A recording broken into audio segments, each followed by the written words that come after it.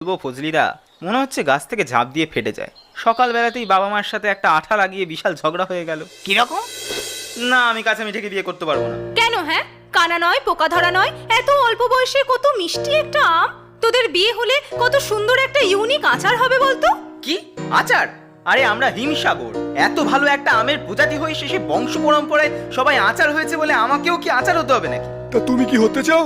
আমি mango juice হতে চাই। আমার একটা হিমসাগর বন্ধু ঢাকায় গিয়ে অশ্বিনা আমকে বিয়ে করেছে।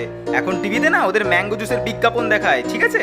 তা তোর এখানে জুস পার্টনারটা কে শুনি? ওই আম্রপালি? হ্যাঁ, আমি আম্রপালিকে ভালোবাসি। ওকে ছাড়া আমি আর কাউকে বিয়ে করবো না। সাডাম! যত বড় বোটা নয় তত বেশি আটা। ওই আম্রপালি তো দশেরিয়ার নিলামের হাইব্রিড, একটা মিশ্র প্রজাতি। ওর কোনো খাঁটি ব্রিড আছে? বাবা, তুমি কিন্তু আম্রপালির নামে আর একটাও পচা কথা বলবে না। হাইব্রিড তো কি হয়েছে? হাইব্রিড হওয়া কি অপরাধ? স্বাদে, গন্ধে, রূপে কোন দিক থেকে খারাপ লাগে তোমার আম্রপালিকে? মুকুল, এক চড় মারবো। তোর মুখে কোনো আঠা নেই? বাবার সাথে এরকম